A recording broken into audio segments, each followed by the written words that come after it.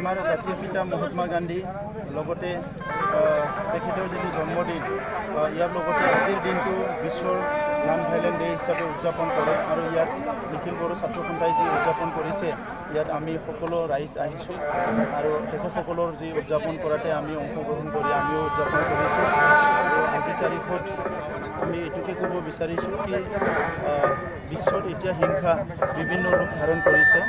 অকল মানে বন্দুক বাৰুদৰ হিংসাই নহয় এতিয়া হিংসাৰ বিভিন্ন ৰূপ আমি দেখিবলৈ পাইছোঁ এটা মানুহে আনটো মানুহক মানসিক অশান্তি দিয়া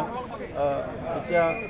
বহুত হাজাৰ হাজাৰ গৰীব দুখীয়া মানুহ মানে কৰাপশ্যন কৰা এইবিলাক বিভিন্ন হিংসাৰ নতুন নতুন ৰূপ হৈছে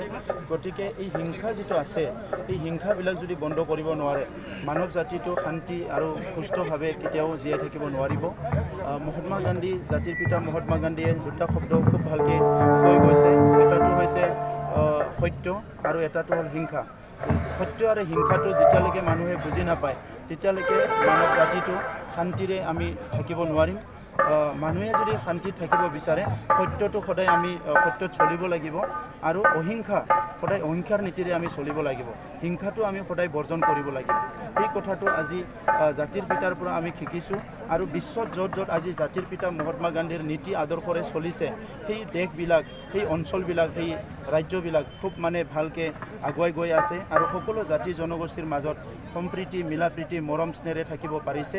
গতিকে আজি যদি আমাৰ বিশ্বখন যদি আমি স্বৰ্গ হ'ব লাগে আমাৰ যদি ভাৰতবৰ্ষখন যদি আমি স্বৰ্গৰ নিচিনা পাব লাগে বা অসমখন বা বিটিআৰখন তেতিয়াহ'লে আমি সকলো ধৰণৰ হিংসা বৰ্জন কৰিব লাগিব সেইটো মানে অকল ফিজিকেল টৰ্চাৰ নহয় বাকী যিখিনি হিংসা মানুহৰ প্ৰতি বেয়া চিন্তা বেয়া ভাৱ এজন মানুহে আনজন মানুহক এক্সপ্লইট কৰা কৰাপশ্যন কৰা ঠগ প্ৰবঞ্চনা কৰা ইয়াৰ পৰা আমি দূৰত থাকিব লাগিব তেতিয়াহে আমাৰ সঁচা অৰ্থত আমি এটা সুস্থ সমাজ পাবলৈ সক্ষম হ'ম